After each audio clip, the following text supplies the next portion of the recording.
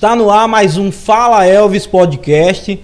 Hoje estamos recebendo aqui o arquiteto e galerista Fred Goiana. Boa noite, seja muito bem-vindo. Boa noite, Elvis. Obrigado. E é um prazer estar aqui com você e falar com as pessoas através do podcast. Então é isso, gente. Para você que está chegando agora, estamos ao vivo através do canal do blog do Elvis no YouTube e no portal Floresta Online no Instagram. Se você tiver alguma pergunta, quiser tirar alguma dúvida, se sobrar um tempinho, a gente abre espaço também para os nossos leitores do blog do Elvis. Fred, para iniciar essa conversa, eu queria que você falasse, é sempre a pergunta inicial, quem é Fred Goiana? Certo. Antes de eu responder essa pergunta, eu queria parabenizar você, sua equipe toda aqui, pelo trabalho incrível que vocês fazem aqui em Floresta. Tenho certeza que você tem consciência de como é importante os canais que você abre, para que a gente se comunique, para que a cidade se comunique entre ela, E eu sou um admirador do seu trabalho e quero parabenizar você antes de tudo, viu? Obrigado. Bom, essa pergunta, quem é Fred Goiana? Então, eu vou contar aqui como eu vi algumas pessoas que vieram aqui, a Ellen, o Josiel, que contam do ponto de vista da família, de origem de família, Então, eu também vou dizer como foi que as famílias foram se juntando até de onde eu vim, como isso aconteceu, Em primeiro lugar, eu queria dizer assim, o meu trisavô, ele foi o primeiro prefeito de Floresta. Ele, na época do Império, Dom Pedro II, ele já tinha uma autoridade política aqui na região. Ele se chamava Fausto Ferraz. É o nome daquela praça onde está a prefeitura, O meu bisavô era o Antônio Ferraz, que é o nome daquela praça onde tem o Coreto, Esse Antônio Ferraz, ele foi prefeito 2 vezes aqui em Floresta. Aos 23 anos, ele foi um grande líder, da família Ferraz na época. Aos 23 anos, ele já era juiz, e homologou, acompanhou, validou a partição da antiga Fazenda Grande, que era a fazenda do tempo do Pereira Maciel. Claro que o Pereira Maciel não era mais nascido, mas era a evolução urbana de Floresta, É uma aula de história aqui hoje, viu, minha gente? Prestem atenção. Eu acho interessante porque a gente traz, na nossa história, no nosso nome, todos nós trazemos, Cada um tem a sua história, E o Antônio Goiana, ele foi 2 vezes prefeito, Ele teve uma única filha, ele tinha uma filha única, que ela faleceu muito cedo, que é a mãe do meu pai, que era Arminda Ferraz, A partir desse momento, a liderança da família Ferraz aqui em Floresta, ela se transferiu um pouco para os Ferraz Boiadeiro, que já eram também políticos, E como o Antônio Ferraz não deixou nenhum filho homem, esse de Souza Ferraz, que era uma coisa mais antiga, ele politicamente perdeu força, certo? Mas por que político homem? A mulher não poderia? Não, poderia, época? Mas naquela época não era comum, A minha avó, ela casou, relativamente nova, com Antônio Goiana, que já era de uma outra família também bem conhecida aqui em Floresta, Esse Antônio Goiana, ele já tinha um outro espírito mais voltado assim, para a igreja, para as artes, era músico, participava do teatro aqui em Floresta, porque o Grêmio, nesse tempo, o Grêmio que a gente conhece hoje, era chamado de A Dramática, era uma casa de arte dramática. Se você prestar atenção, existe lá dentro, na parte coberta, um palco, Naquele palco, as pessoas se reuniam e faziam teatro. Uma das enfrentantes era a Dona Lindaura, que é aquela que tem o busto na frente do batalhão. Aquela dali se chama Dona Lindaura Gomes de Sá. Ela era uma senhora, era solteira, e ela movimentava toda essa parte artística da juventude de Floresta, e esse meu avô, Antônio Goiana, também participava. Então, eles eram muito ativos nesse campo, Uhum. Então, de um lado, isso é o meu lado paterno. Do outro lado, é o lado materno, aí eu já venho com uma outra família também, que é muito conhecida aqui, que é o Jardim, né? A família Jardim, que existia Júlia Jardim, que existia os irmãos dos meus avós, do meu avô, que era Nozinho Jardim, se chamavam Jesus Jardim e José Jardim. Eles eram muito ligados à política, só que do lado de Recife. Os dois foram como um secretário da Casa Militar do governo do Estado, né? Então eles já tinham outra influência em Recife. Ajudaram muitos florestanos nas épocas, né, de se mudarem daqui. Mas o meu avô, Nozinho Jardim, que é o pai da minha mãe, é muito conhecido aqui em Floresta também. Os mais velhos certamente conhecem, porque ele era uma pessoa muito querida, muito benquista, né? E era o pai de Sérgio Jardim, que foi ex-prefeito aqui de Floresta também. Esse tudo pelo lado da minha mãe, certo? Então, eu estou dizendo que essa retrospectiva toda que eu estou fazendo aqui para você é para que fique claro também, eu acho, a profundidade da minha ligação com Floresta. É como se fosse uma confirmação, né, da minha relação com a cidade, né, uma relação afetiva. Eu nasci aqui em Floresta em 1969, portanto, há 55 anos, né? Vi muita coisa aqui em Floresta, vi a cidade se desenvolver, vi bons e maus momentos, né? E tenho essa ligação permanente com Floresta, né? Todos os meus irmãos nasceram aqui, eu tenho 5 irmãos, certo? E quando foram, chega na hora de estudar, a gente foi se mudar para Recife.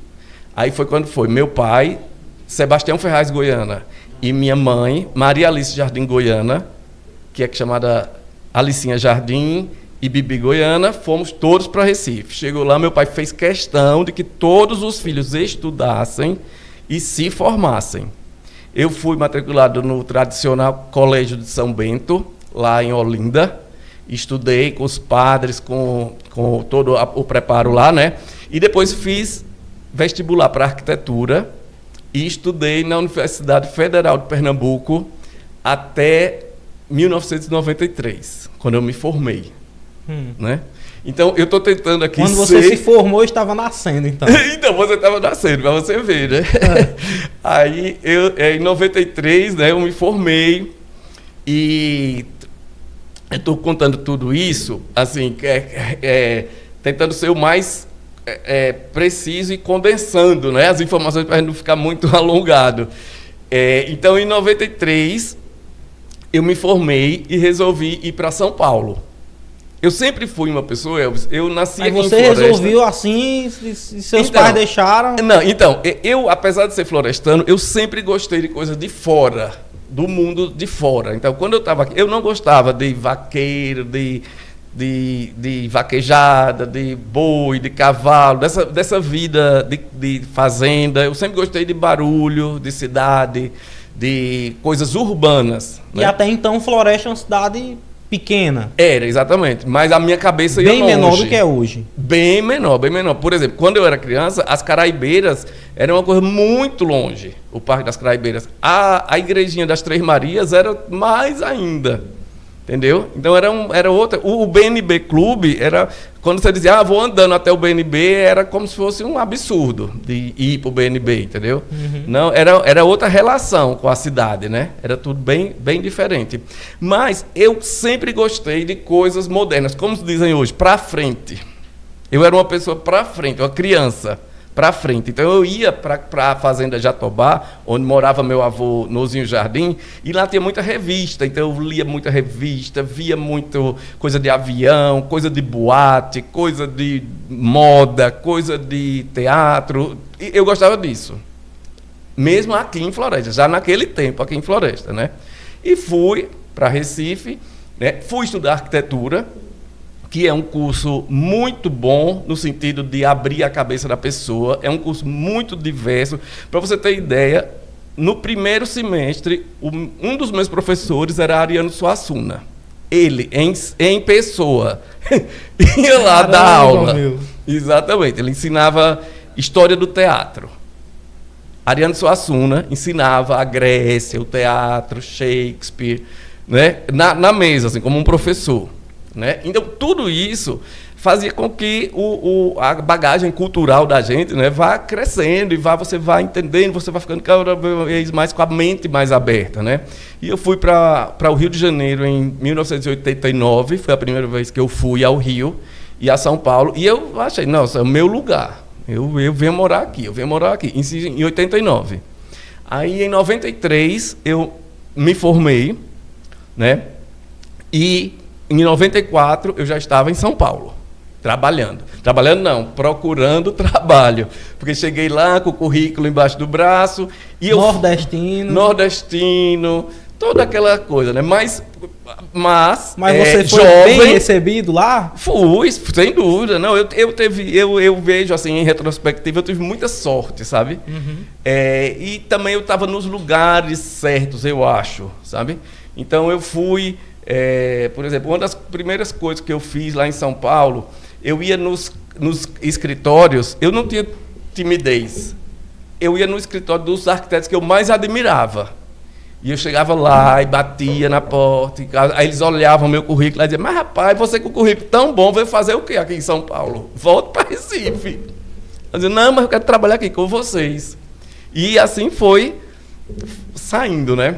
Aí até que consegui um emprego num escritório de uns arquitetos argentinos que estavam fazendo uma remodificação de um shopping, uma fábrica da Caterpillar, que fazia tratores, transformando num shopping center.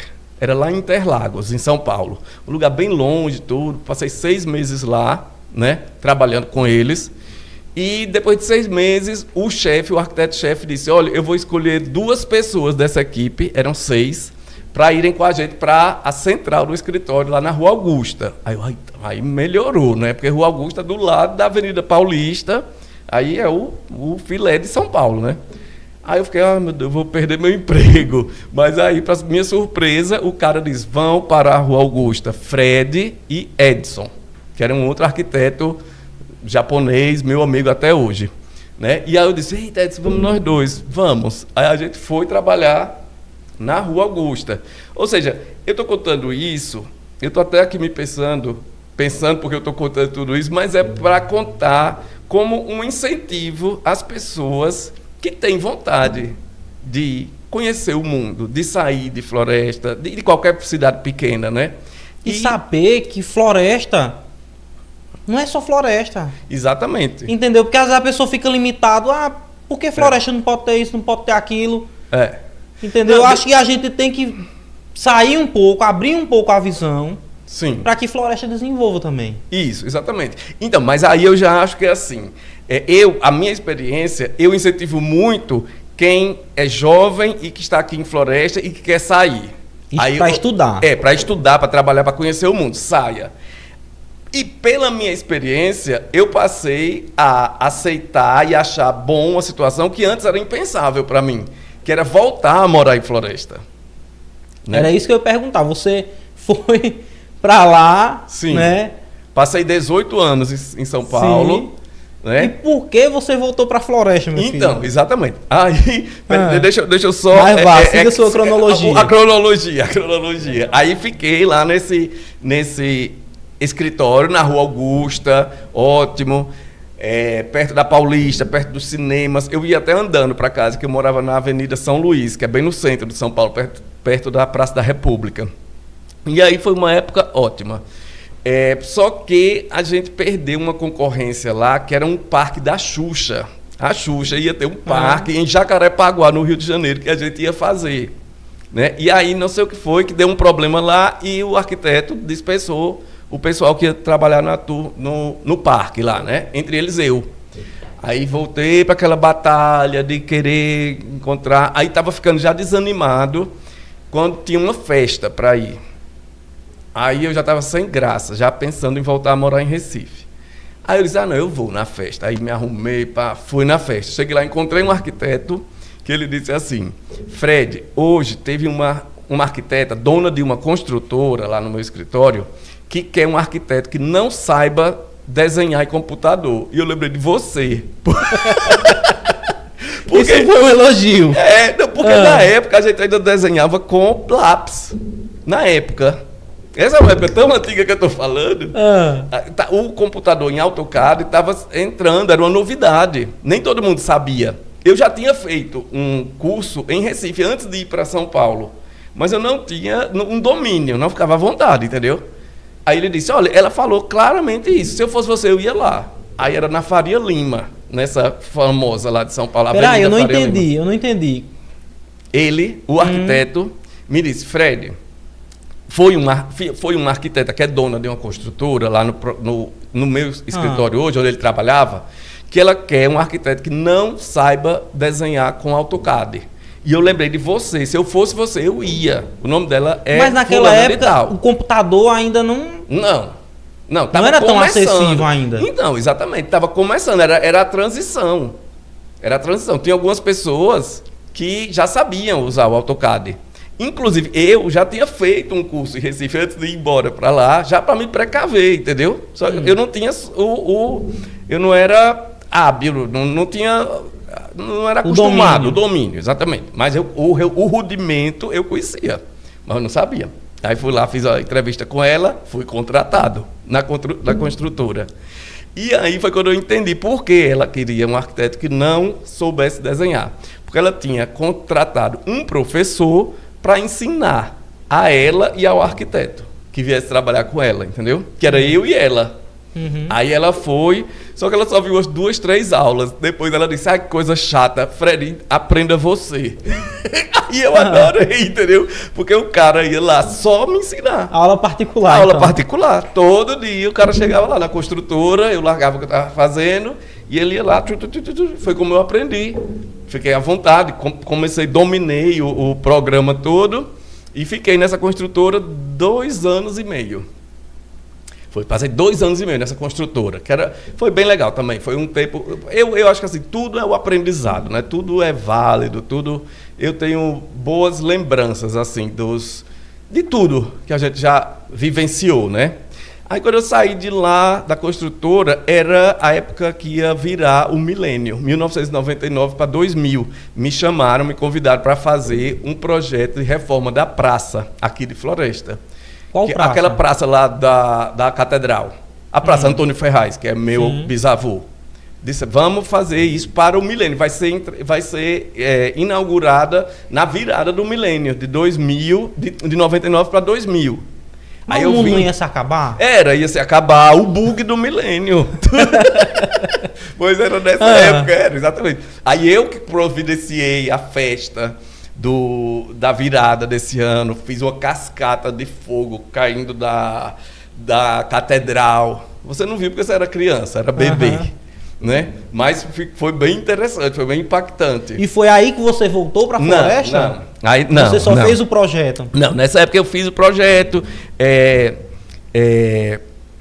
acompanhei a obra, né?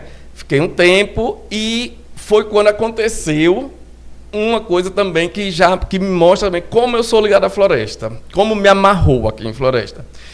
Foi o desmoronamento daquela parte do batalhão. Aquela lateral do batalhão, ela caiu em 2001, né? Que houve aquele desmoronamento.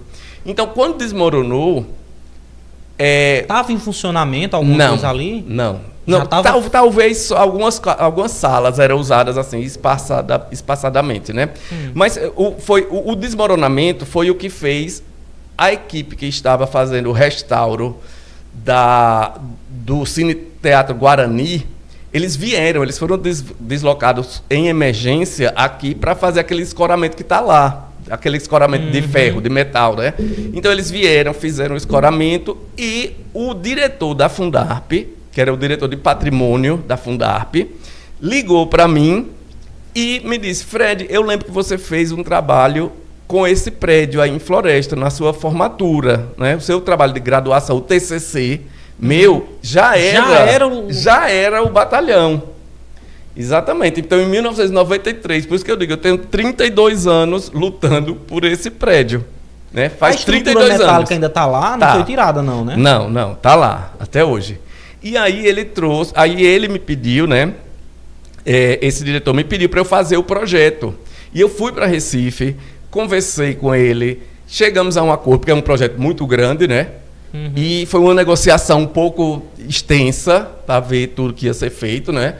E a gente conseguiu chegar a um acordo. Então aí eu aluguei uma sala e instalei um escritório de arquitetura em Recife para fazer o batalhão.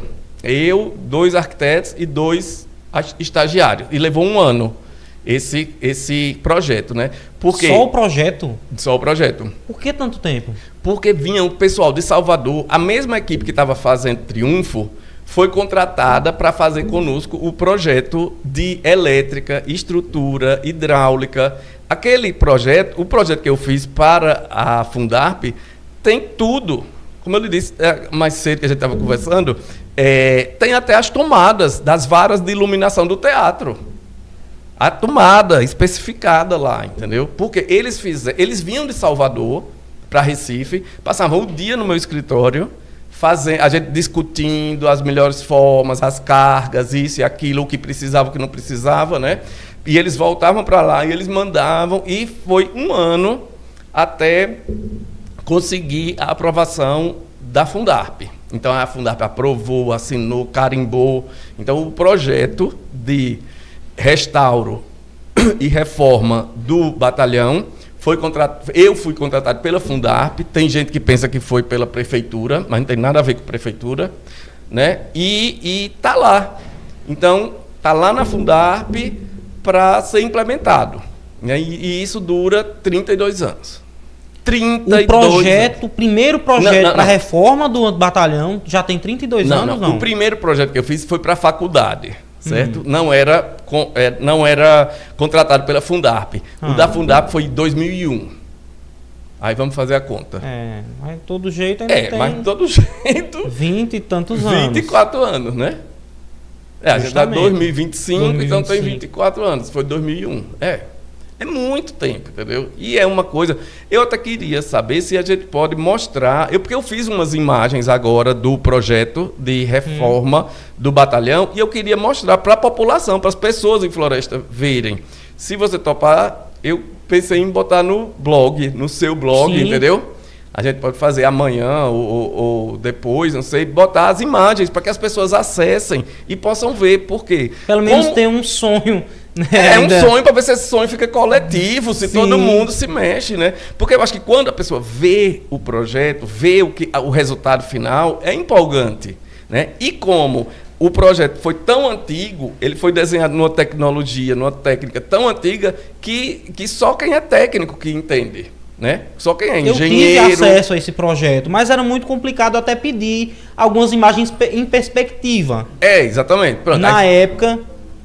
Mas não tinha essas imagens. E a gente vai mostrar em primeira mão amanhã, então? Vamos, exatamente. Pronto, primeira mão eu vou mandar para vocês. No blog do Elvis, vocês vão conhecer o que vai ser o batalhão reformado. Vai ser eu sugiro, né? A gente pode discutir o uso, mas eu chamo ele de um centro de cidadania e cultura sertaneja. Porque a proposta é que funcione no térreo a Secretaria de Educação da Prefeitura, né? Numa sala ali do lado do Chalé Azul, ali, né? Onde Felipe do Grêmio mora. Seria uma loja de artesanato, de produtos florestanos e um café, né? Atrás todo o teatro e tudo isso que você está falando já estava no projeto original? Tudo. A tomada do teatro tem. A tomada do teatro está pronta lá. Você está entendendo? Está tudo pronto. A acústica do teatro está feita. Tem projeto de acústica no teatro. Entendeu? Esses painéis, essas coisas, tudo desenhado lá, né? Então, era uma coisa assim, que hoje eu estava vindo para aqui, né, e pensando qual é a minha missão, qual é a minha intenção de vir conversar com você, né? E eu acho assim, que eu queria o poder de incentivar as pessoas a lutarem por floresta, não entendeu? É só paredes, não é só um telhado, não é só um piso. Não. O que é o antigo batalhão? Tenta decifrar, descrever para quem está em casa, quem é de fora, quem não conhece ainda esse prédio, O que representa o antigo batalhão para a história do município de Floresta, para a cultura, para o turismo? Pois é, eu já fiz uma vez uma palestra lá no batalhão e falando sobre justamente o batalhão e a Praça Major João Novaes, né? Mas o batalhão, desculpa, o batalhão é um prédio muitíssimo interessante, não só para o município de Floresta, né? Ele é importante porque ele faz parte da história da Igreja Católica, ele faz parte da história do Brasil também, porque houve acontecimentos relativos à Revolução de 1930, quando Getúlio Vargas tomou o poder, né? Houve uma rebelião lá dentro, né? Então, o batalhão, ele conta uma história desde quando foi instalado o primeiro bispado aqui em Floresta, né, em 1911, né? Logo em 12, eles começaram a construir o prédio, né?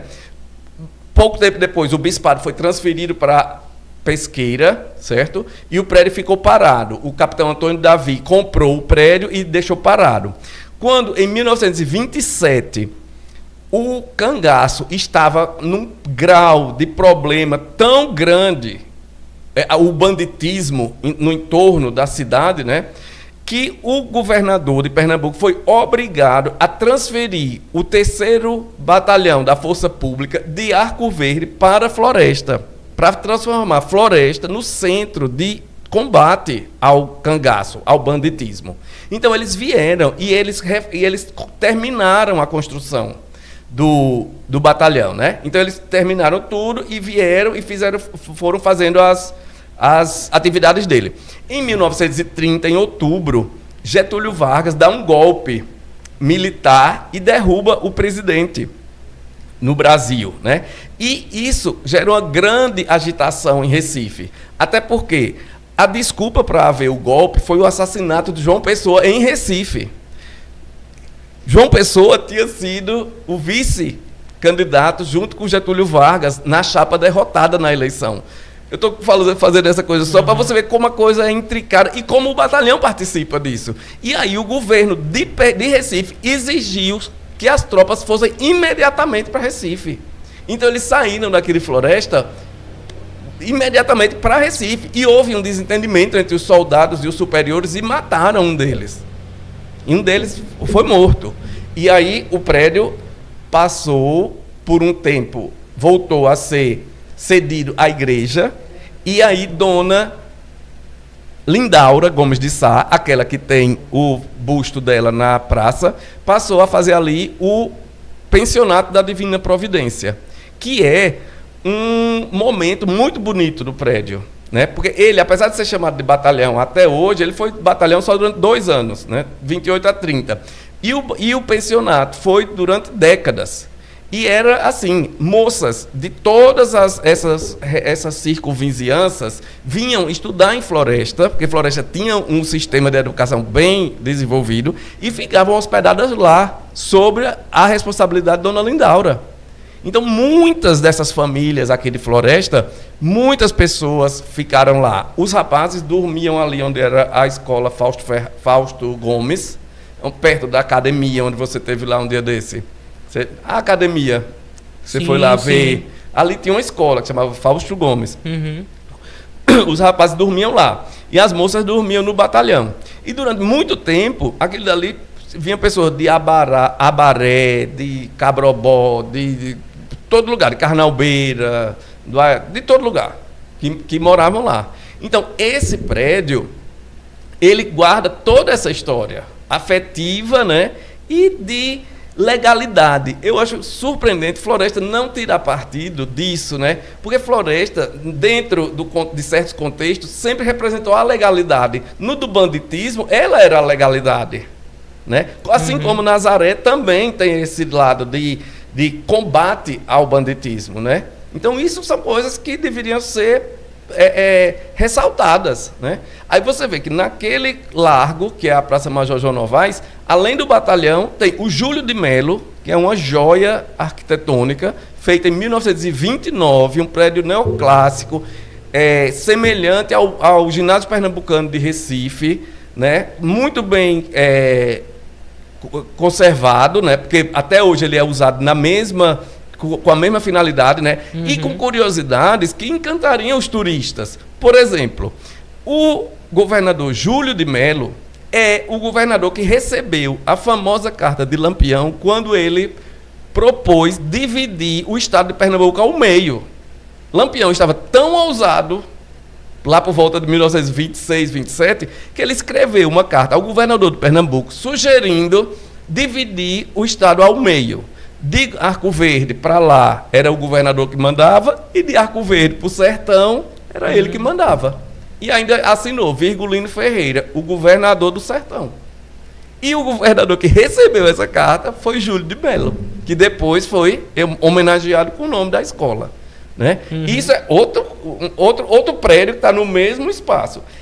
Para concluir, tem a loja de seu Ciato. É a loja de seu Fortunato Gominho, um homem interessantíssimo, negociante, que era a loja dele ali, onde é a coxinha. Hoje em dia tem uns coisas ali. Aquele homem era uma pessoa inteligentíssima. Tem um livro dele de memórias, é muito interessante. Você vê a capacidade dele contar a história de Floresta. E ele conta, inclusive, que lembra... Era uma bodega ali? Era. Ele lembra o pai de Lampião vir com 2 crianças, trazer tecido, trazer coisa de Serra Talhada. E ele diz que muito provavelmente um dos meninos era Lampião, né? E que depois o irmão de Lampião, Silvino, foi baleado aqui por perto e foi trazido para a cadeia aqui de Floresta, onde era o Correio. Né? E ele mandou alguma coisa, fez uma ajuda, né? E ele recebia pedidos de Lampião, pedindo caixa de bala, corte de tecido, e ele negava. Ele dizia que eu acho engraçado que ele conta no livro dele, né? Dizendo que ele respondia: meu comércio é muito modesto, não posso fazer esse tipo de ajuda e nem quero problema com o governo nem com a polícia. Aí ele se tornou um desafeto de Lampião. Lampião era doido para pegar ele. Nunca pegou, né? Então, só isso, entendeu? É um prato pronto para o turista, né? Para você levar, você vai ver o batalhão com aqueles espaços dele que são muito interessantes. Você vê o Júlio de Mello, você vê a loja, você vê o largo da Praça Major João Novaes, né? Então, eu não entendo por que as pessoas não... Os administradores, os governantes, as autoridades, entendeu? Não tomam, porque ficam falando de turismo, mas ninguém toma a providência necessária, real, né? Séria. Né? É uma pena, mas... O deputado estadual, só entrando um pouquinho em política, Caio Manissoba, licenciado, secretário de turismo, desde já, deixo aqui o meu convite, né, para vir participar aqui também do Fala Elvis Podcast. Em breve, acredito que a gente vai estar fechando a agenda com ele para falar a respeito do turismo, não só no estado, como em Floresta também. E uma das perguntas que eu tenho para ele, e vou fazer para você: o que é que falta para um antigo batalhão sair dos papéis de um armário e virar realidade aqui em Floresta como um centro cultural, um centro de cidadania, né, e se transformar naquilo que é o sonho meu como florestano e de muitos que viram esse prédio, né, se deteriorar por tantos anos? Então, Elvis, eu acho que é assim. O batalhão, ele se presta a uma... Ele é um bom, assim, uma boa propaganda. A pessoa diz: eu vou fazer o batalhão, vou restaurar o batalhão, né? E todo mundo que é leigo acha que é uma coisa simples e que vamos fazer. Mas existe um passo a passo para que a coisa aconteça de verdade, né? Se você quer fazer de verdade, eu sei o que é a primeira coisa a ser feita. A primeira coisa a ser feita é trazer uma equipe que faça um mapa de danos do prédio do batalhão, que desenhe a planta, que desenhe a fachada e que mostre onde existem fissuras, onde existem trincas, onde o piso está afundando, onde o reboco está soltando. Porque você vai ter como uma radiografia, uma tomografia computadorizada do prédio em si, para que a pessoa possa, o pessoal, os técnicos da Fundarp, possam fazer as planilhas de obra para saber quantos metros quadrados de reboco vai ter que fazer, né? Quantos pisos está assim quebrado, vai ter que fazer uma elétrica, quantos metros de fio. Botar as coisas na realidade, não ficar todo mundo falando numa fantasia que todo mundo fala e ninguém se responsabiliza, ninguém quer levar, né, a sério. Eu não vejo uma atitude séria em relação ao batalhão, porque se fosse, era para fazer isso, fazer um mapa de danos, levar para a Fundarp, pedir para os técnicos da Fundarp avaliarem os quantitativos, né? Para daí saber quanto vai ser preciso para restaurar o batalhão. É 1 milhão? É 10 milhões? É 25 milhões?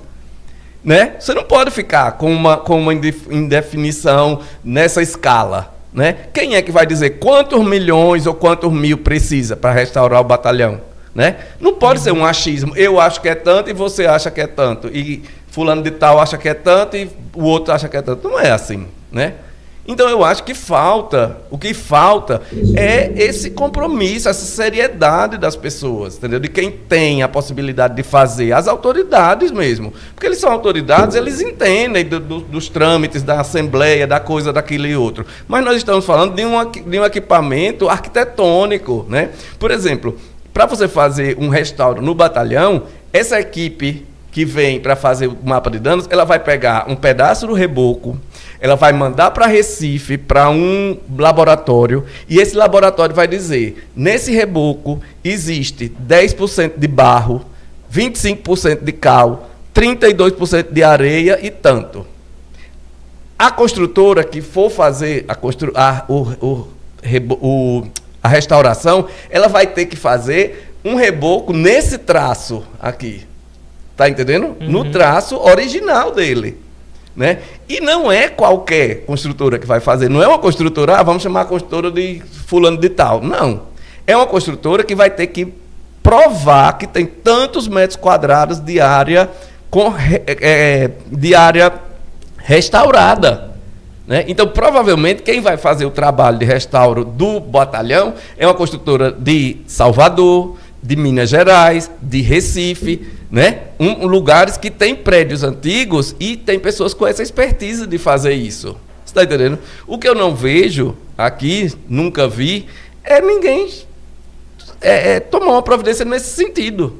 Porque eu já fui lá em Recife falar para o Conselho de Cultura de Pernambuco, lá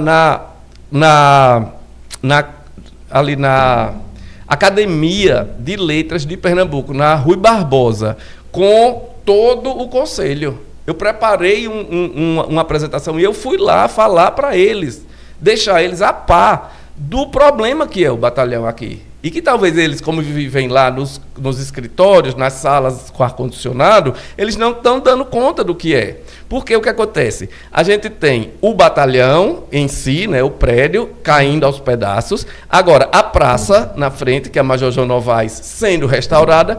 E o teatro, que é parte do conjunto cultural do batalhão, sendo construído. Não sei com que qualidade, mas a gente vê de fora os pilares subindo, né? Uhum. E pro batalhão, que é a peça principal, não tem nada.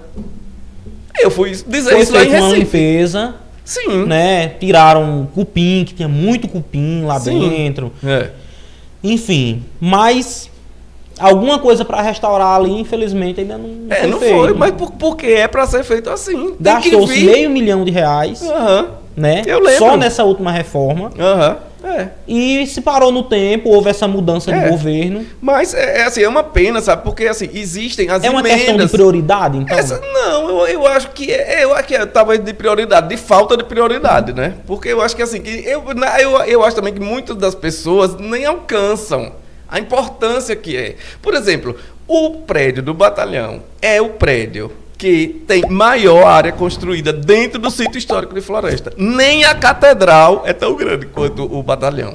Você ter 880 metros quadrados naquela localização, num prédio histórico, tombado pelo governo do estado, é o único bem tombado. Nem a igrejinha do Rosário é tombada. Né? O único. O único. De Floresta é o único. Não tem outro. A Igrejinha do Rosário, se chegar um louco, ele quebra lá e pronto. Fica por isso mesmo. Entendeu? O batalhão não. O batalhão, se cair, é um BO federal. Entendeu? É o único. É uma coisa assim, que eu até quando começo a falar até me altero. Mas assim, é de uma pena tão grande, entendeu? Você vê um bem daquele, um patrimônio daquele largado, sabe? As pessoas não entendem o impacto urbanístico que aquilo vai ter. Sabe? Quantos empregos vão ser gerados ali dentro, né? A imagem de Floresta, a restauração daquele espaço todo. Né? A Catedral do Floresta tem 600 e poucos metros quadrados. O batalhão tem 880. Só para você ter uma ideia em termos de espaço. Né? Uhum. E ninguém faz nada. Ninguém faz nada. Quando fazem, é pura propaganda, pura sensacionalismo, besteira pura, entendeu? Araque, coisa de Araque, entendeu? Porque eu nunca vi ninguém fazendo nada de verdade. Eu sei que eu já fui 2 vezes lá na Fundarp falar com a diretora, a presidente da Fundarp. Entendeu? E aí, o que é? É arranjar verbas, tipo emenda parlamentar em Brasília. Fala com os senadores, fala com Humberto Costa, fala com a senadora, né? E eles fazem uma emenda irrisória para que venha essa equipe de Recife fazer esse levantamento, essa atualização de levantamento. Né? Uhum. Então é uma coisa assim que ninguém sabe. Eu espero que alguém ouça a gente falando aqui e alguém se mexa, né? E vá lá e diga que é para fazer, vamos fazer, porque... Eu não sou arquiteto, sou jornalista, mas desde o começo do blog que eu venho cobrando. O blog esse ano completa 10 anos. E eu venho cobrando. E eu vou fazendo. Eu fiz a matéria quando foi tombado. Eu fiz a matéria quando começou a empresa, tal, não sei o quê. Chegou um recurso. A obra parou, depois começou de novo, parou de novo. Na apresentação que eu levei lá para o Conselho Pernambucano, tinha um monte de slide blog do Elvis. Aí eu dizia, gente, não pode acontecer, é isso. Aí uma imagem, vai sair a restauração do batalhão. Aí, no vai ser tantos milhões. Aí dá por um próximo slide. Parou. Não pode ficar acontecendo isso, porque cria uma expectativa na cidade, né? E no fim não se realiza, não se faz, mas é uma pena, sabe? Porque eu penso Floresta com o Parque das Caraibeiras, que é um espaço fantástico, que nenhuma cidade aqui nos arredores tem na região, né? Ele ficou muito bom. Aí nesse momento também eu parabenizo, por exemplo, Roró, que tirou do papel, construiu, porque foram vários também.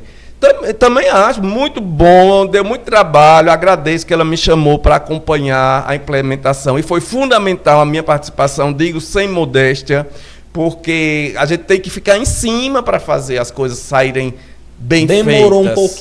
Demora um pouquinho, mas hoje em dia Floresta tem um espaço, todas as pessoas que vêm me visitar, que vêm de fora, eu faço questão, tenho o maior orgulho de levar as pessoas lá, né? E eu acho mas também não é por isso que a gente não continua cobrando. A gente sempre quer mais, né? E é o que é o normal, né? Eu quero que tenha manutenção, eu quero que tenha uma programação, eu quero que tenha um lanche mais barato para as crianças lá. Eu acho que um dos problemas do Parque das Caraibeiras é o custo daquela lanchonete. Um milkshake de R$20, qual é a criança pobre que tem dinheiro para ir fazer um lanche desse? Tem que ter um saco de pipoca, tem que ter uma coxinha de R$2,50, tem que ter um suco. Entendeu? Toda criança que sai para passear, ela pensa já que vai comer alguma coisa. Ela vai lanchar. No começo até tinha uma pipoca e um algodão doce, mas depois... Eu vi, exatamente. Mas eu acho que tudo isso requer um esforço das pessoas, uma consciência, um esforço. Eu quero fazer, eu quero que tenha esse lanche lá para a criança. Porque se você botar permanentemente pipoca, coisa, você vai ver como vai aumentar a frequência das crianças. Porque tem muita criança que não tá mais indo lá. Eu mesmo já vi 2 crianças saírem lá se esgoelando, a mãe puxando pelo braço, a criança querendo lanchar e a mãe sem ter o dinheiro. E aí? Isso é real, entendeu? Eu acho que a gente tem que dar a real. Tá entendendo? A manutenção dos A manutenção brinquedos. dos brinquedos. Por que não compram umas gangorras? Não tem gangorra lá, você percebeu? Gangorra. Compra, minha gente. Gangorra é aquela que fica assim. Sim, Uma sim. criança aqui, outra ali. Não tem gangorra lá. Por que não põe umas mesas grandes? As pessoas, quando abriu o parque, elas foram fazer piquenique, levaram tecido, botaram. Ótimo, muita gente fez foto, aniversário. Acho maravilhoso. Mas já está na hora de ter umas mesas de madeira.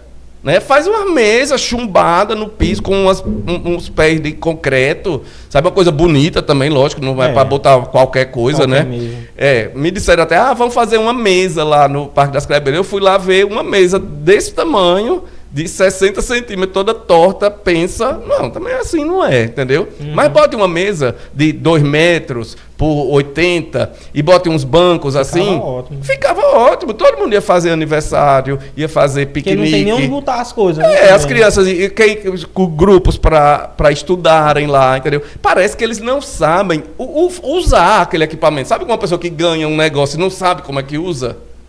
Porque o Parque das Craibeiras é um presente para a floresta. Ele foi Disseram que pensado... ia ter outras coisas também.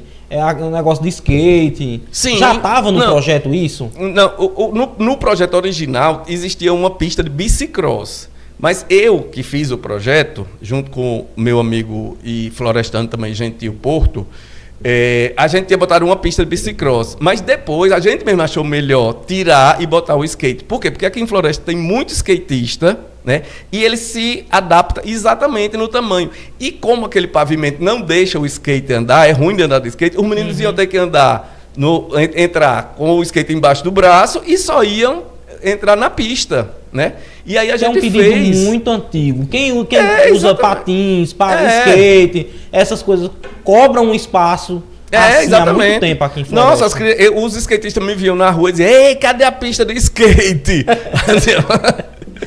Né? É uma pena que as pessoas não tenham essa sensibilidade. As pessoas e também alguns particulares que podiam muito bem fazer uma pista de skate, botavam o nome da pista, faziam um concurso de skate, né? E dava primeiro prêmio, R$300. R$300 para um menino de 13, 14 anos é muito dinheiro.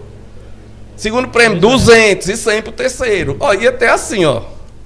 De rapaz, de criança, de coisa, entendeu? E é uma coisa que os skatistas não têm para onde ir, né? Então, tudo isso é uma falta de sensibilidade, sabe? Eu fico tão triste de ver os administradores se perdendo em movimentos, assim, de que parece que querem ultrajar mesmo os florestanos, como aquele projeto de reforma administrativa, que você bravamente cobriu, foi, discursou, né, levou aquelas outras pessoas. Aquilo dali foi uma vitória da comunidade florestana. Se não tivesse sido grande parte do blog do Elvis transmitindo e fazendo, difundindo aquilo, era capaz de passar. Um absurdo daquele. Então, tudo isso deixa a gente triste, me deixa triste. Eu não sou de implicar com isso ou aquilo, com um grupo político. Esse tempo já passou. Quando eu vejo gente aqui em Floresta falando em grupo político, não sei o que lá, isso é totalmente anacrônico. Floresta já tem uma diversidade, ela já é tão misturada, né, e tão complexa na formação da população, que não tem mais como ficar falando, porque eu sou tal pessoa, eu sou de tal grupo. Não. Agora, o que eu vejo, entendeu? A minha tristeza é que eu não vejo... Tem a crítica construtiva. Exatamente. Como você, às vezes, negativa. É atacado, exatamente, por fazer isso ou aquilo, mas você faz o seu trabalho. O trabalho da imprensa é cobrar. O trabalho da imprensa não é elogiar. Não é mesmo. Quando você viaja, às vezes, para outro país, você chega lá nos Estados Unidos ou na Inglaterra e você vê o jornal, é o jornal metendo o pau no governo. Cobrando, querendo melhoria. É assim que funciona. Você não tem por que ficar elogiando a pessoa. A gente tem que... Quando tiver alguma coisa boa, a gente mostra. Não, elogia, reconhece.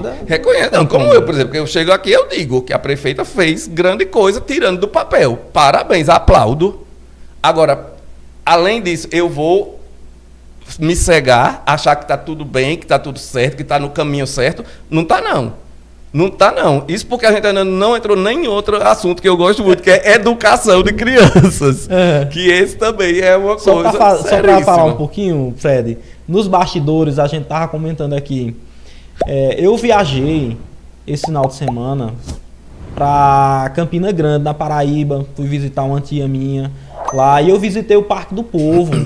Eu visitei espaços assim que eu fiquei, nossa, como é possível? Como é qualidade de vida? Isso se chama qualidade de vida. Entendeu? A cidade organizada, a cidade limpa, o trânsito, as rotatórias. Eu fiquei fascinado. E a gente aqui no centro da cidade, às vezes você quer andar ali no Floresta Hotel, aí fica aquela briga, uns querendo entrar, outros querendo sair. Aí o pessoal avança o sinal. Enfim. E uma academia da saúde coberta, com os equipamentos tudo limpinho, tudo organizado. Nem parece que tem vândalo lá em Campina Grande. É só aqui em Floresta que o pessoal tem esse sentimento de destruição. Eu fiquei sem saber, sem entender o que é que está acontecendo, o que é que acontece lá em Campina Grande e porque Floresta também não pode se espelhar no bom, entendeu? E querer fazer algo diferente. Eu acho que quando as coisas são bem feitas, a população respeita, entendeu? Eu acho que a população sente o desleixo, entendeu? Ao desleixo de quem fez mal feito, se acrescenta o desleixo da população, entendeu? Mas se a população for para um lugar organizado, limpo, entendeu? Que tenha regras, tudo, as coisas entram no eixo. Olha, quando eu fiz o Parque das Craibeiras, eu pensava sempre assim, esse parque aqui é para dois grupos etários que não tem para onde ir aqui em Floresta. Criança e idoso. Para onde você leva um idoso aqui em Floresta para passear? Lugar nenhum. Não tem, vai para onde? Né? E uma criança? Também. Então as crianças aqui em Floresta, eles ficam no domingo passando calor e vendo os adultos beberem. É basicamente isso. É uma ou outra que é diferente. Mas se você for ver o grosso, é isso. E o idoso fica jogado dentro de casa, no sofá, vendo televisão. Agora, aquele parque ali, a pessoa pode levar o idoso, não tem degrau, entendeu? É aberto, a pessoa pode ficar sentada, conversando, vendo as pessoas passarem, né? Criança, tudo fechado também, né? A parte dos brinquedos também controlado, entendeu? Aquilo dali é uma maravilha, gente. É uma maravilha. E é isso que eu acho que a prefeitura ou as pessoas, os administradores, não entendem. Eles não sabem o que fazer com aquilo. Eles não sabem. Que são esses detalhes de ter uma mesa como essa aqui, de ter um lanche acessível, de ter uma programação. Todo domingo tem um palhaço não sei o que lá, 3 horas da tarde. E as crianças vão para o lugar que elas podem comprar um lanche. Qual é a criança que não vai querer ir? E fica lá soltada. E os pais se aliviarem um pouco também. Deixar as crianças correrem e tudo. As pessoas idosas. Eu, quando levo minha mãe lá, ela adora. A todos os idosos que eu levei no Parque das Craibeiras ficaram encantados. Só aquela sombra, né? Uma sombra. Vem, o clima é diferente. Até o clima é diferente, né? E tem muita gente que não se dá o trabalho nem de entrar lá. Fica falando mal sem nem entrar. Aí, não, aquelas craibeiras estão tudo mortas. Eu digo, mas você já entrou lá? Não, mas eu vejo da estrada. Eu digo, bom, mas aí, né, quando você entra lá é diferente. A escala das árvores, a sombra, o vento, né? Então, é um outro tipo de lazer, entendeu? É um lazer contemplativo, é um lazer silencioso, né? É outra coisa. Só que parece que as pessoas não, sabe, elas não captam. É a mesma coisa do batalhão. Eles não captam o que é o batalhão. Eles pensam que é um prédio velho, as quedas caindo lá, entendeu? Quando não é, aquilo é um potencial tremendo de cultura, de crescimento para os jovens, sabe? De pautas, isso também que eu venho dizendo, pautas positivas para a floresta, né? Eu vivo tentando criar, gerar pautas positivas, porque Floresta é uma cidade que já sofreu muito com pautas negativas. Eu fico tão triste quando acontece um assassinato, uma coisa, sabe, absurda, brutalizada, a pessoa, 3 pessoas mortas ali no trevo lá de Serra Talhada. Aquilo dali tudo é horrível, entendeu? Então, a Floresta ela tem que ter um tempo gerando pautas positivas para mudar a imagem da cidade, porque Floresta sofreu muito com essa imagem. Quando a gente chega em algum lugar, em Petrolina, em algum lugar que diz que é de Floresta, o povo parece que é do inferno, de algum lugar, assim, né? É bem assustador. Eu já escutei algumas piadas. Eu já escutei muita também. Mas eu acho que aos poucos isso está mudando. E, mais uma vez, sem modéstia, Por exemplo, a minha galeria, ela é um equipamento que é muito bem visto lá em Recife. Eu sei que é por um grupo pequeno, entendeu? Mas agora, em junho, vem 26 pessoas para conhecerem Floresta. Fecharam quartos e quartos na Pousada Tamarindo. Vem para o dia da abertura da minha exposição, dia 20 de junho. Falam bem. Eu vou a Recife, eu vejo pessoas que antes nem me davam grande cartaz e hoje em dia vem falando diferente para mim. Essa pessoa não me dava esse cartaz todo. Mas é por quê? Porque a galeria vai se divulgando, né? Vai repercutindo, né? Positivamente. Uma galeria de arte contemporânea em Floresta, com tal pessoa expondo, com tal pessoa fazendo performance, com tal atriz se apresentando, eles ficam assim, entendeu? Então imagine isso multiplicado pelo alcance de um batalhão restaurado. Imagine o que é a pauta positiva, sabe? A matéria pronta para o Jornal Nacional, para o que for. Não é? Numa cidade que sofreu tanto com violência, um momento de refazimento, de renascimento, justamente retornando essa questão legalista, como um lugar onde foi sede do combate ao banditismo. Entendeu? Já é tudo pronto. Já é pronto, o texto é pronto. Né? Mas você acha que as pessoas alcançam isso? Eu acho que tem muita gente que não alcança. Eu espero um dia gente que a gente pensa que alcance para ver essa notícia, para você, quando você estiver lá no Jornal Nacional, bem que Fred disse, quando tiver saído do Jornal Nacional assim, né? Então é uma pena, porque eu acho que assim, gente que deveria saber, ser sensível a isso, eu sei que nem todo mundo, né, presta atenção ou se interessa por isso, não é obrigado, lógico, ninguém se interessa por isso, mas tem gente que a gente acha que se interessa e que deveria que se interessar e não se interessam, nem sabem, não estão nem aí. Como surge a Galeria Pedra Branca, então, nesse contexto da sua história? Então, retomando lá no começo, né, eu fui para São Paulo e a partir de 2014 foi uma crise muito grande, né? Já foi Dilma, foi uma coisa. 2015 foi um ano muito difícil também para mim. Mas aí, 2016, eu resolvi que eu iria voltar para algum lugar, ou para Recife, ou para Floresta. Não sabia exatamente para onde. Aí, no começo de 2017, eu resolvi vir para cá, porque eu recebi um convite para desenvolver um produto aqui de couro, né? E a gente passou o ano de 2017 desenvolvendo esse produto, fizemos um tamburetezinho com madeira de algaroba, muito bom, que vendeu no Brasil todo. A gente entregou para o Brasil todo. Em 2017, no final de 2017, aí eu me separei do meu sócio, né, que a gente fazia os trabalhos junto, ele voltou para Recife e eu fiquei aqui. E foi aí quando eu resolvi fazer a primeira exposição com o meu irmão, que chama Ourinho Goiânia, desenha, né? Aí era dezembro de 2017. E aí a gente fez uma exposição com 9 desenhos dele e a gente vendeu 8 desenhos. Ou seja, foi um sucesso comercial, né? Aí aquilo me disse, nossa, olha, funcionou. No outro ano, eu fiz de novo uma exposição que chamava Salve Vaqueiro, que o tema era sertão, também mais uma vez sertão, né? E deu muito certo também. De 18 obras expostas, 11 foram vendidas, né? Aí, em 2019, em junho, aconteceu a grande virada da galeria, que era assim, eu já tinha a galeria e me liga um artista que chama Marcelo Silveira, que é um artista super estabelecido, super conhecido. Eu já gostava muito do trabalho dele. Eu lembro que ele fez na Bienal de 2010 em São Paulo, ele fez um trabalho que eu achei lindo. Quando eu entrei na Bienal, lá naquele pavilhão da Bienal, eu vi os painéis dele, né? Aí eu disse pro meu amigo, eita, vamos fotografar ali, que aquele deve ser um artista gringo. Aí fui lá, fotografei. Quando eu olhei, era Marcelo Silveira, Gravatá, Pernambuco, porque ele é de Gravatá. E eram muito bonitos os painéis, né? E aí esse cara me liga perguntando se ele podia vir fazer uma exposição aqui em Floresta, na minha galeria.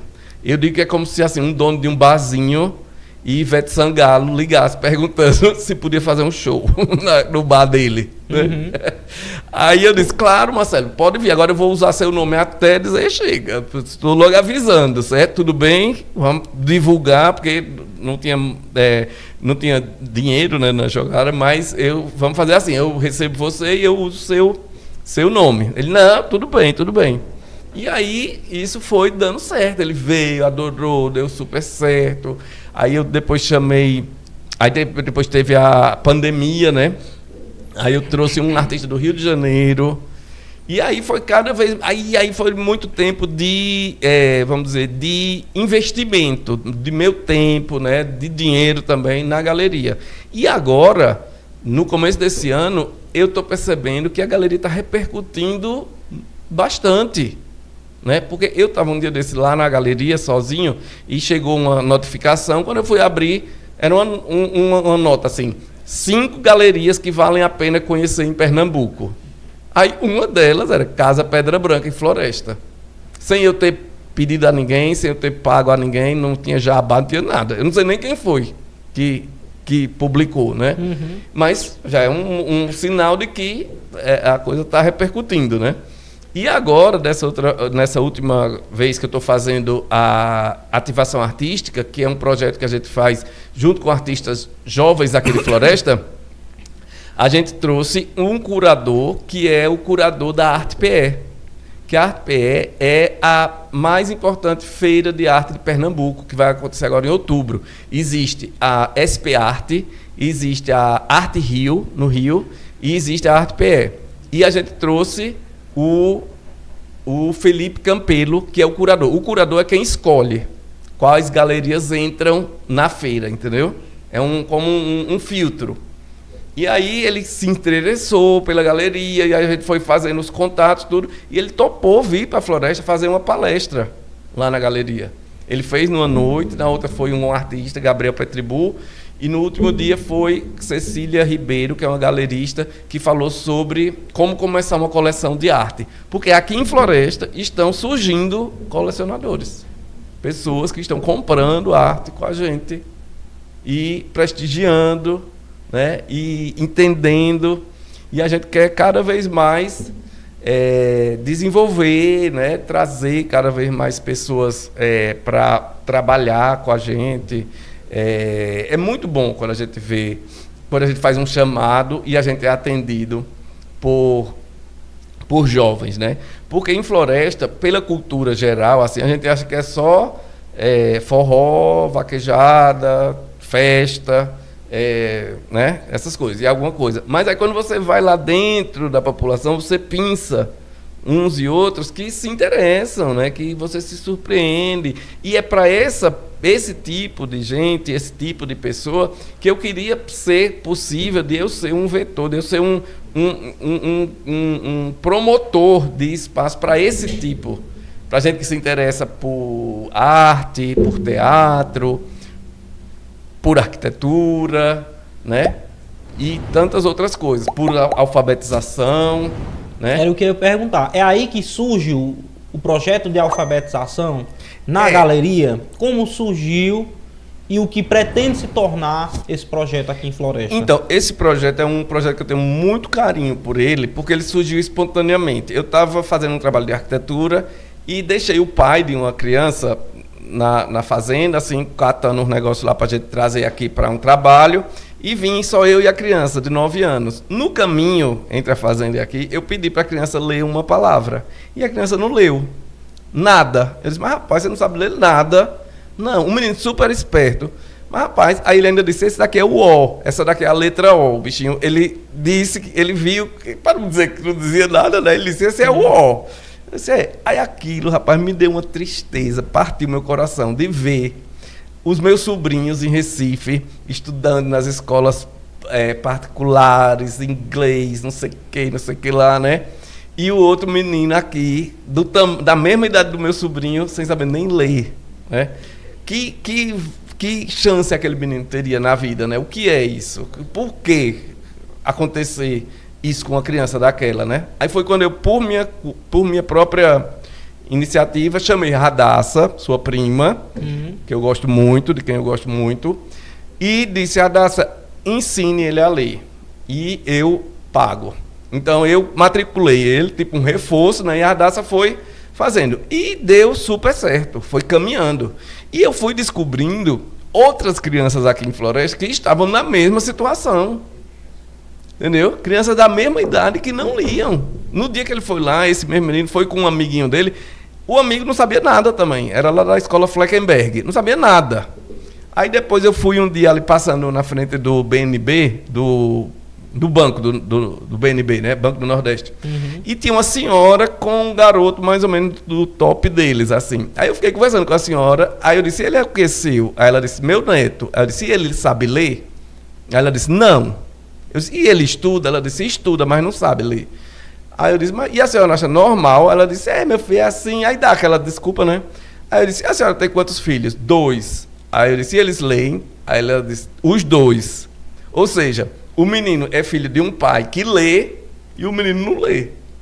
É a inversão total. Porque antigamente, no tempo que as coisas eram mais difíceis, a educação, era assim: o avô não lia nada, o pai aprendia a assinar o nome e o filho aprendia a ler e escrever, né? Agora não, aqui em Floresta a gente vai ter uma geração de pessoas analfabetas. Crianças que não sabem ler e os pais sabem ler, né? Então aquilo foi me chamando a atenção. E isso foi antes de ser publicado o tal do ranking que botou Floresta em último lugar. É porque quando a criança não sabe ler e escrever na idade certa, vai atrapalhando tudo. Tudo acaba com a sua vida. Imagina uma menina de 22 anos analfabeta. Ela vai fazer o quê? Um rapaz de 18 anos que não sabe ler nem escrever. Existe, viu? Existe. E são muitos ainda. Muitos. Eu fiquei chocado com a quantidade. Eu fui pesquisar e eu fui me interessando. Aí, o que eu pensei?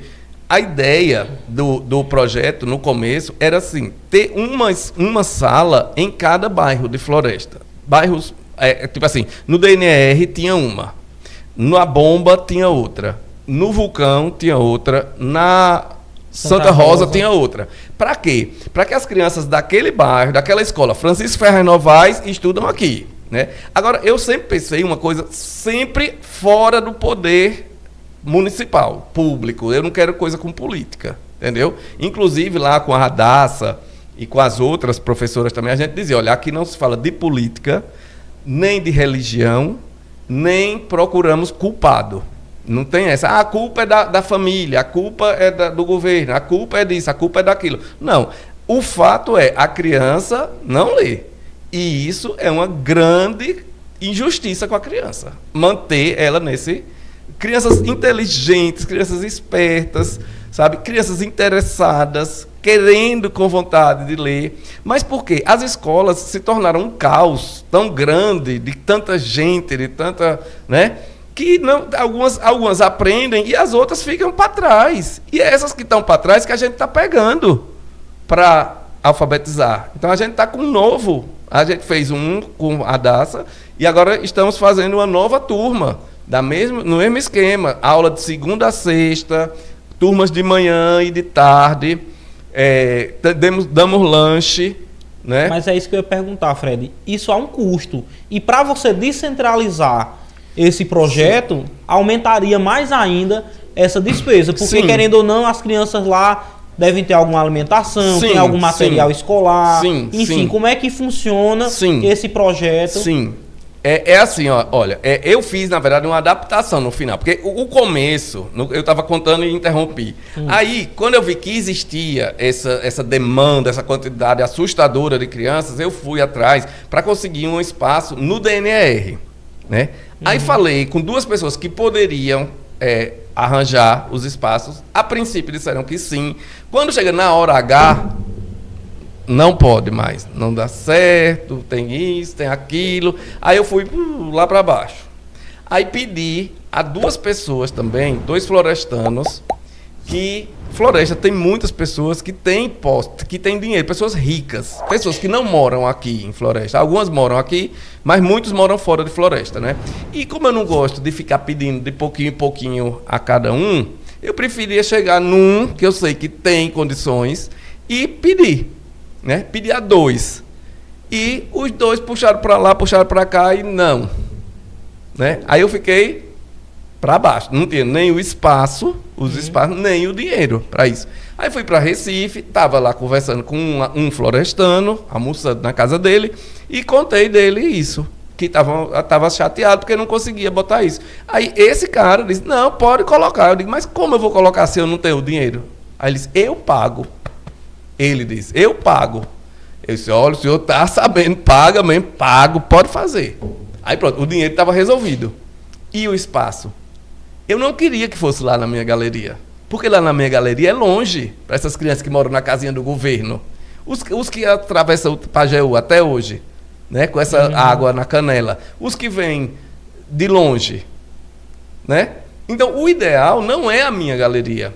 Mas aí eu botei a primeira sala lá, com essa pessoa pagando. Alguns outros florestanos, quando sabem, se dispuseram a ajudar e eles fazem uma contribuição menor, mas não menos importante, do que tem um que faz o peso, entendeu? E os outros fazem uma contribuição menor, mas importantíssima. Como é o nome do projeto? Projeto Cidade Alfabetizada. Que a gente, até a Daça que inventou. Mas o que é o projeto em si? É só uma aula de reforço? Não. Ou tem mais o projeto em si era assim, a ideia era a gente fazer uma força-tarefa para a gente atacar esse tipo específico de analfabetismo, que são as crianças de 7 a 10 anos que estão sendo deixadas para trás. E que são muitas. Tá entendendo? Mas elas conseguem passar de ano, conseguem avançar? Conseguem, porque é a tal progressão automática. Elas só vão ser barradas, parece que no 5º ano. A gente trabalha com alunos 3º e 4º anos, de 7 a 10 anos. Então, essas crianças, nesse momento, elas ainda são crianças, têm aquela inocência, é a última chance para elas aprenderem. Porque depois, quando vira adolescente, de 15 anos, 17, aí já vira outra coisa, a cabeça, tudo, né? Então, a gente trabalha com essa faixa etária específica. Então, a gente queria atacar um analfabetismo específico. Inclusive, quando eu falei com uma das pessoas, a pessoa, num primeiro momento, né, disse, Fred, se a gente fizesse, chegando com dinheiro mesmo, e botasse DNR, Bomba, Santa Rosa, Caetano 1, Vulcão, durante um ano, essas crianças, a gente zerava esse tipo de analfabetismo. Entendeu? Porque esse analfabetismo vai criar uma geração, uma vaga de analfabetos em Floresta. Vai faltar até mão de obra. Você está entendendo? Como é uma coisa tão clara, sabe? E é tão simples de fazer, das pessoas doarem, porque as pessoas estão perdendo a noção do dinheiro, sabe? Eu vejo um egoísmo tremendo, as pessoas, todo mundo só quer fazer alguma coisa, se for em troca de alguma vantagem, entendeu? Ninguém dá um segundo do tempo dela, nem do dinheiro dela para uma criança, sabe? Eu tenho, ainda bem, olha, eu agradeço a minha formação, a formação dos meus pais, de tudo, entendeu? Que me trouxe até esse ponto onde eu já faço com um desapego total, entendeu? Eu beiro a irresponsabilidade comigo mesmo de dinheiro, entendeu? Porque às vezes eu faço coisas que eu não tenho dinheiro. E eu deixo de fazer o trabalho. Como foi a procura, Fred, por essas vagas? Foi boa. Eu queria até dizer aqui, a gente está com 4 vagas na parte da manhã. Se alguém estiver vendo. Qualquer pessoa pode participar ou tem um critério? É assim, qualquer família? Qualquer família. Sendo a criança de 7 a 10 anos, estudando no 3º ou 4º anos, certo? E sem saber ler e escrever, pode vir. Certo? Então, a gente não quer também criança que já lê, escreve, a pessoa, como é gratuito, a mãe quer botar só para usar. E outro também que a gente não pega, infelizmente ainda, que são autistas e crianças com TDAH, essas coisas. Não por algum tipo de preconceito, mas porque a gente não tem o pessoal preparado. Sim, mas se a gente tiver a estrutura, mas se a gente tivesse dinheiro para trazer, a gente faria, entendeu? Porque agora são 2 professoras, uma de manhã, outra de tarde, todas 2 pedagogas formadas, uma delas com especialização em alfabetização, entendeu? E a gente vê, a turma da tarde só tem meninos, são quase 10 meninos. Um monte de menino, tudo da mesma idade, entendeu? Danados, meninos danados, aquelas coisas todas. Mas meninos que eles estão adorando estar lá com a gente. Entendeu? Porque são bem tratados, são... Eu fico também, faço questão de que tenham educação, de que dê boa tarde quando entra, de que dê tchau quando vão embora, entendeu? Essas coisas que vai transformando a criança, vai preparando a criança para entrar no mundo adulto, entendeu? De saber que quando entra na casa de alguém, você cumprimenta, você diz, boa tarde, Fred. Se eles passam, eu vou lá atrás dele, eu digo, ei, psiu, que é uma educação venha cá.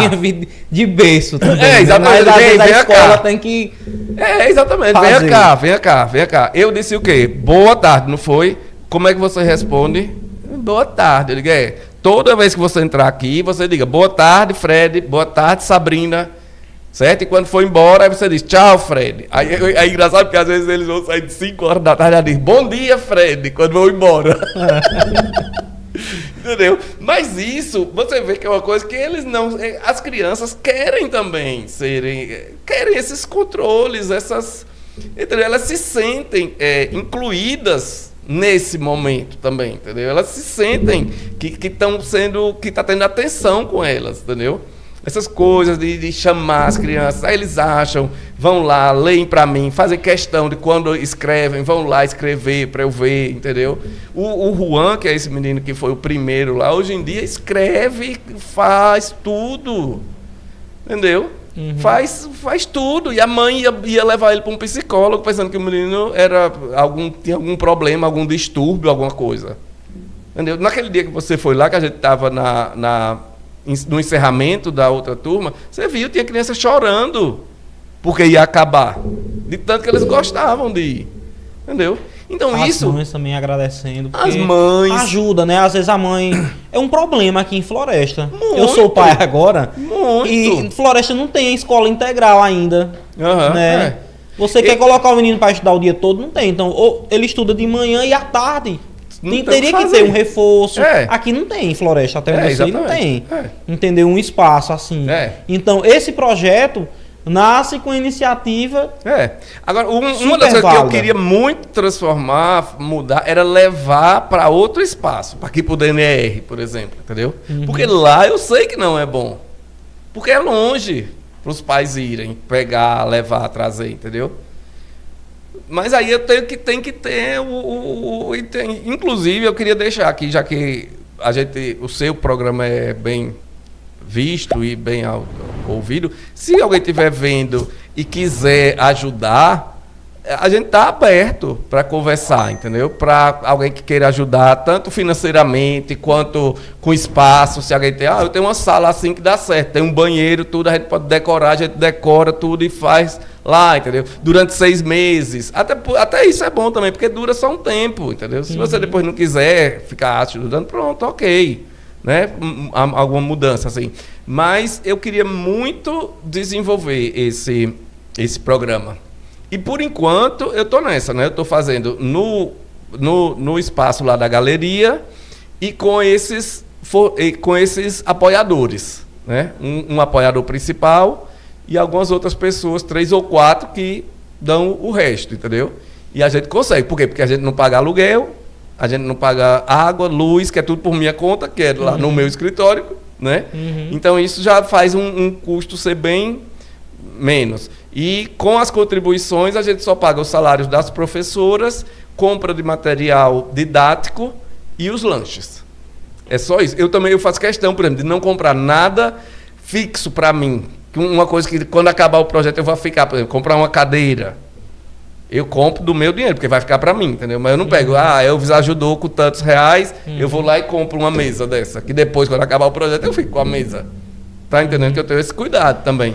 O poder público falha quando começa um projeto arquitetônico na nossa cidade e ele não é concluído. Eu não falo de gestão A, B ou C, até porque durante esse processo passou várias gestões, vários prefeitos, né? E vem recurso do governo federal para execução de obras. Uhum. E essas obras que eu falo é inclusive escolas, é inclusive creches, que uma delas está pronta lá no campo da aviação. Exatamente. Aquela creche, se ela estivesse funcionando, poderia estar abraçando aquela comunidade quantas que mora lá e crianças? fica isolada. Quantas crianças? Né? Então, eu acho Aquela do Santa Rosa também, que você mostrou no Sim. coisa. Aquilo é um absurdo.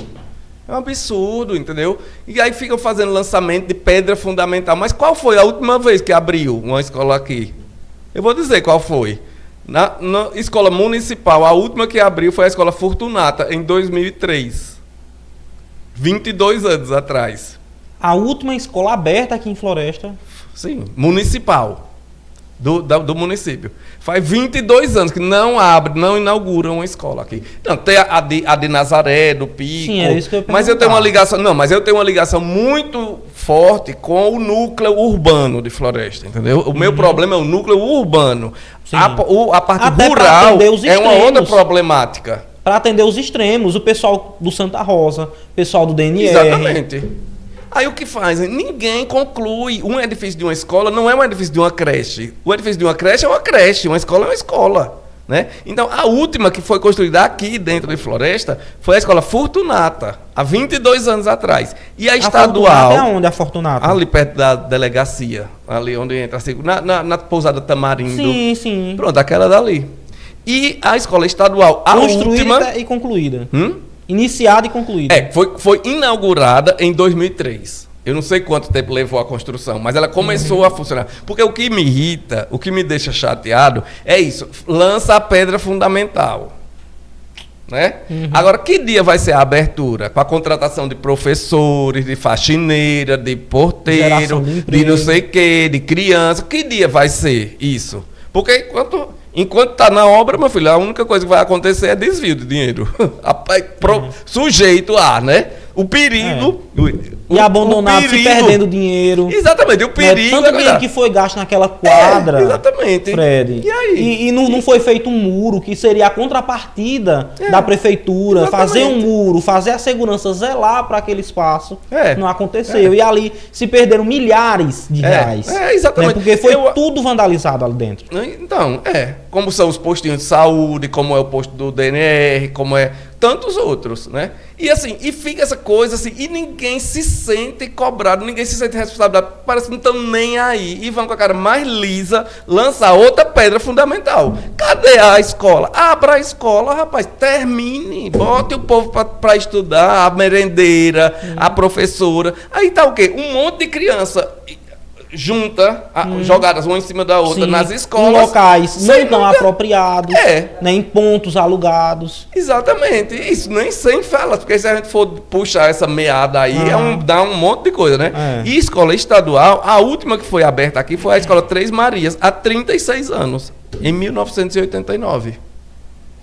Meu Deus do Como céu, é que esses dados pode? eu não tinha. Como é que pode a população crescendo como Floresta hoje em dia? A gente Sim. vê a olhos vistos que a população cresce, você vê como tem gente em Floresta. Ó, você procura uma Floresta. casa para alugar aqui em Não Floresta. tem, Não tem, não encontra. Às A vezes eu demanda vou- é muito grande. Às vezes eu vou em alguns lugares e digo, meu Deus, eu não conheço ninguém aqui. E eu sou de um tempo que em Floresta, a gente estava num lugar que conhecia quase todo mundo. Agora não. Então, esses equipamentos não acompanham o crescimento da população. Aí isso Na vai verdade, dando o quê? acompanham, Fred. É porque não se termina. Mas para mim só vale quando começa a coisa. É todos esses postinhos. Vão começar outros agora. Não dá certo. Mais postinho, outro centro esportivo. Agora, cadê a polícia? Cadê o Tribunal de Contas? Cadê? Eu não Fiscalização. entendo, eu não entendo a fiscalização. Exatamente. Como é que vocês vão começar uma escola numa cidade que tem quase 20 obras paradas? Quem é que autoriza isso? Como é? Né? Porque assim, no fim das contas, ninguém vê de volta o dinheiro, fica por isso mesmo. Parece que os políticos, eu não estou falando de grupo 1 ou grupo 2, Sim, não. sim, sim. Eu estou falando de todos. Os políticos aprenderam, entendeu? Eles denegriram a atividade política. Eles aprenderam assim, a hipocrisia, o desrespeito mesmo, o deboche com a população. Entendeu? Todos eles. Todos. Fred, eu tive um probleminha aqui com o meu WhatsApp. Infelizmente, eu não sei porquê ainda, depois eu vou analisar. Eu tô sem comunicação nesse momento no WhatsApp, porque... me empresta aí o celular, por favor. Tem alguma pergunta, é isso, pra gente finalizar aqui? Teve um probleminha aqui, não sei porquê, como se tivesse bloqueado meu WhatsApp. Mas enfim. Temos aqui algumas perguntas. Eu vou ler as 3 logo para a gente fechar, certo? Esse espaço para os internautas e logo após a nossa conclusão. Fred, deixa eu ver se eu entendo aqui. Você já foi ao novo Parque das Graças em Recife? Para você, o Parque das Graças é um exemplo a ser seguido em Floresta? A exemplo do que você falou do Parque das Caraibeiras? A outra pergunta: uma boa ideia para uma pista de skate é na Rua 15. Já pensou? Além disso, é mais uma praça morta, entre aspas, sim, em Floresta. E a última pergunta, que eu acho que você já falou, é a sensação de ser aluno de Ariano Suassuna. Certo. Olha, o Parque das Graças em Recife, eu acho fantástico, adoro, acho uma coisa assim, uma obra a ser seguida como exemplo, né? Ela é muito bem desenhada, a ideia dela como equipamento urbano foi muito bem desenvolvida, porque ele fica na margem do rio Capibaribe, né? E do outro lado, eles fizeram as pistas e toda a parte de estar de um lado, e do outro lado eles preservaram o mangue. Então você anda, né, na pista de caminhada que tem nele, olhando o rio, o mangue e os prédios do outro lado, e eu acho que está de parabéns o gestor que fez aquele parque. Por sinal, também uma coisa que tem me chamado a atenção em Recife quando eu vou, são novos parques. O Parque da Tamarineira está excelente. Tem um parque também em Casa Forte. O Poço da Panela também é excelente. O João Campos investiu muito nessa parte de parques e foi uma decisão muito feliz dele, né? Parabéns para João Campos. E para quem cria parques. A segunda pergunta é a respeito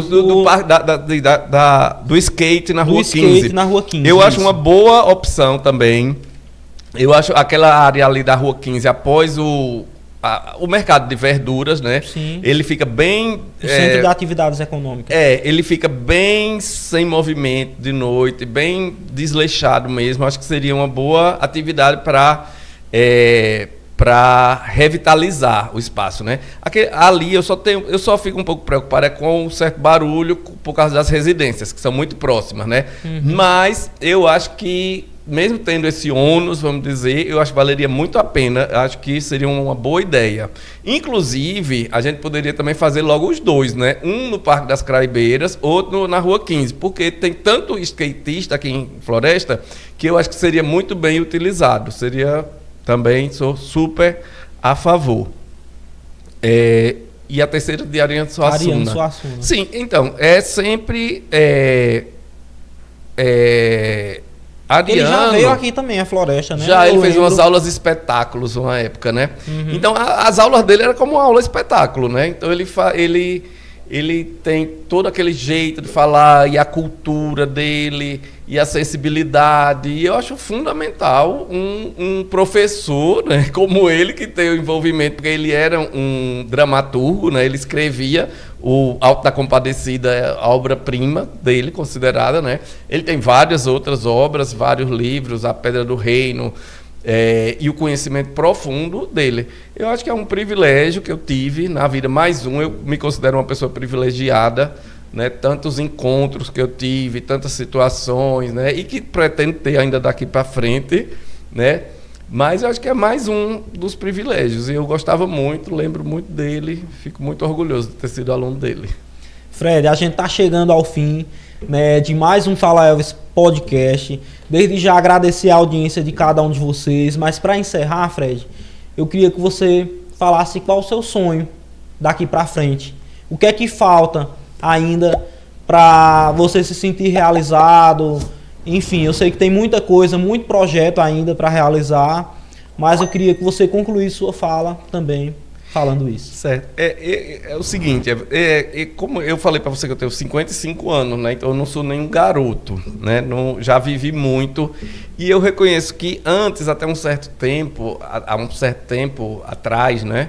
Eu era uma pessoa mais ligada, assim, no prazer, no consumo, na moda, na coisa mais, vamos dizer assim, mundana, né? Eu bebia, entendeu? Então eu já estou há um tempão sem beber.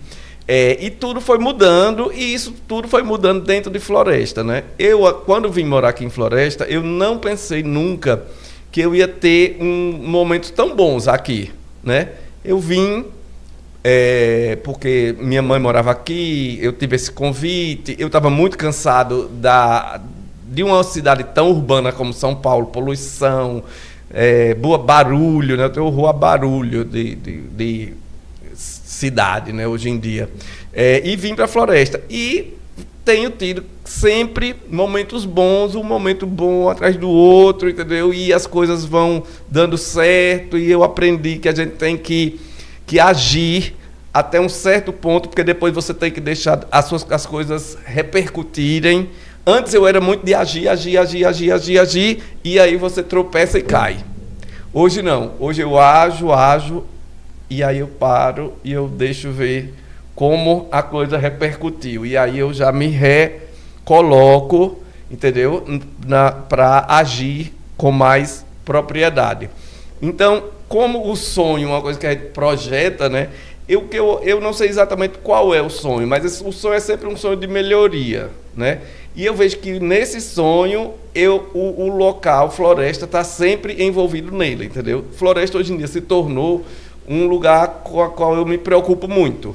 Assim, eu presto muita atenção, eu quero muito que as pessoas daqui melhorassem, tivessem as experiências que eu tive, né? Ou melhores do que as que eu tive. Porque, assim, apesar de eu ter nascido aqui em Floresta, né?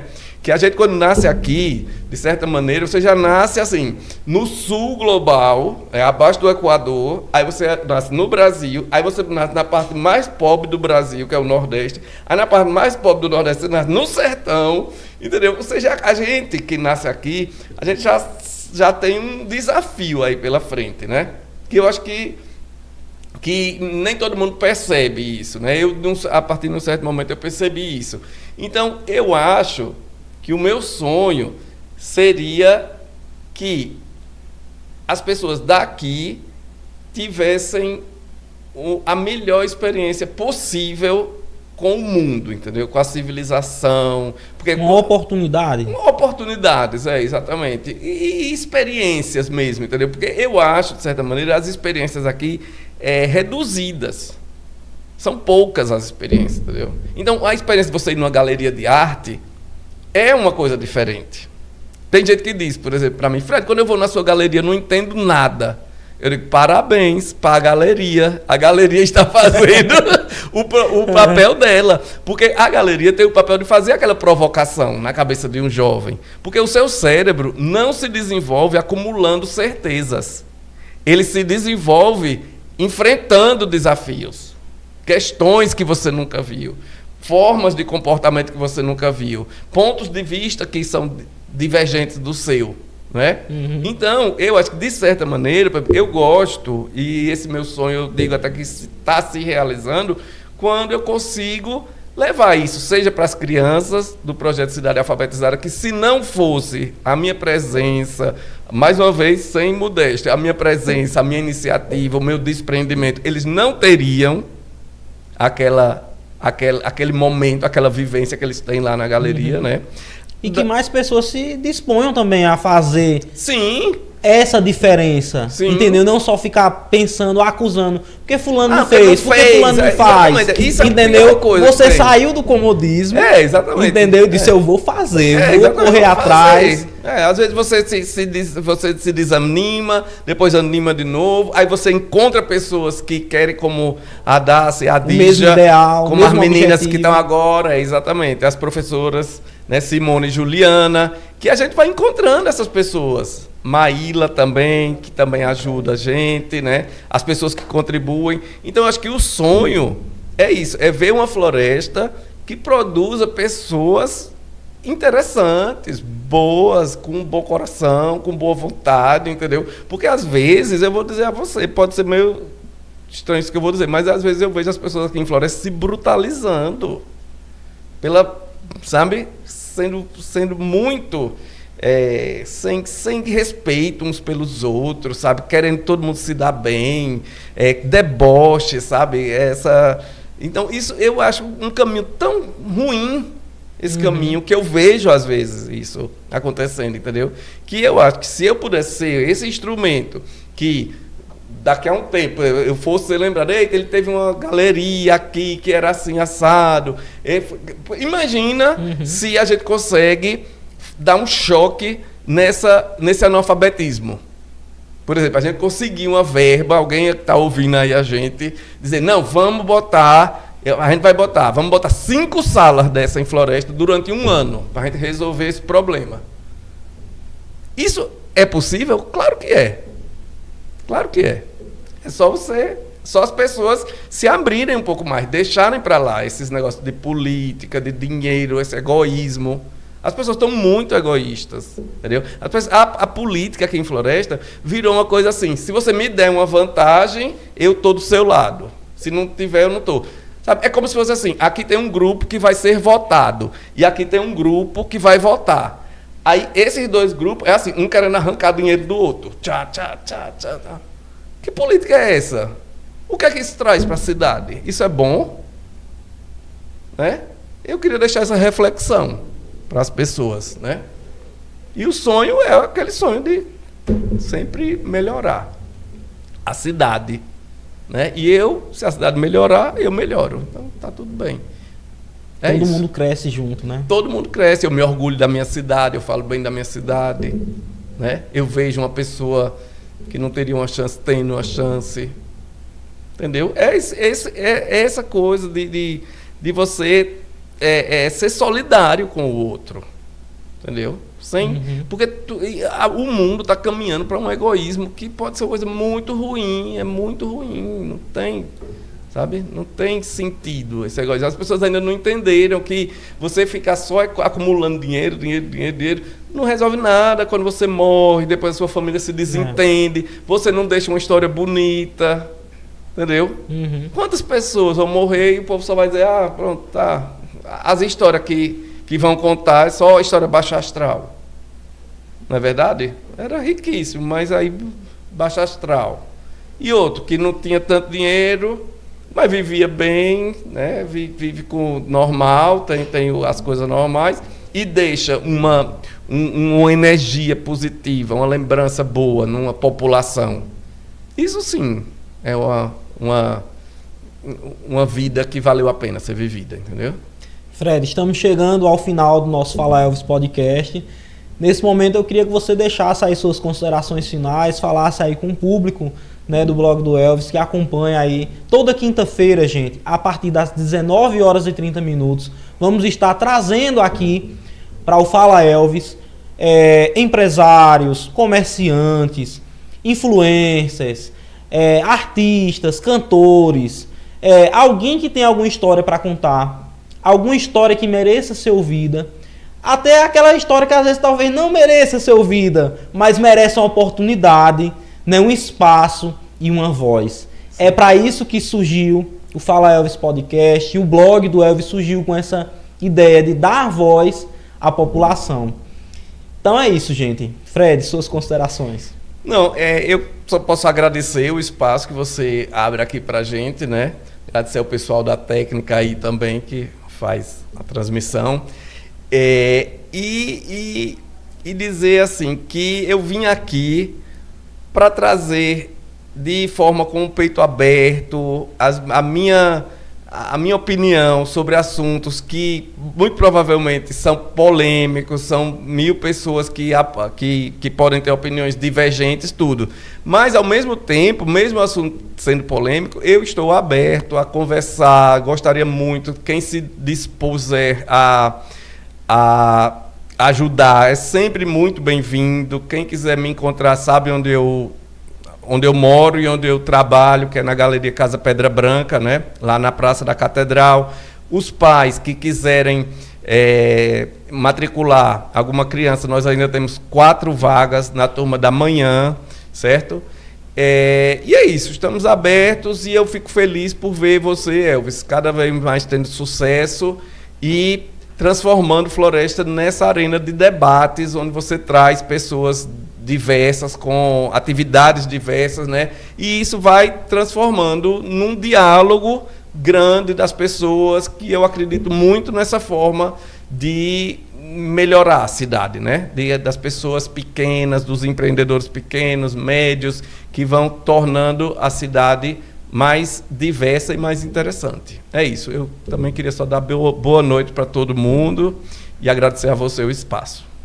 Então é isso aí, gente. O Fala Elvis Podcast de hoje vai ficando por aqui, mas apesar de o podcast acontecer toda quinta-feira, nós abrimos espaço excepcional, né, quando possível na nossa agenda, né, para mais entrevistas, para mais espaço, porque graças a Deus a demanda tem sido grande, graças a Deus muita gente tem procurado a gente, né.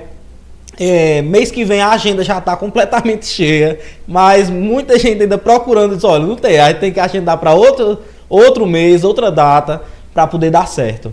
E amanhã nós vamos receber aqui o pré-candidato a deputado estadual, Bruno Marques. Amanhã, sexta-feira, a partir de 7h30 da noite, vamos estar debatendo aqui não só Floresta, mas toda a região também, Petrolândia, enfim, tem muito assunto para a gente conversar amanhã aqui. Eu espero você. Até lá, gente. Tchau, tchau. Boa noite.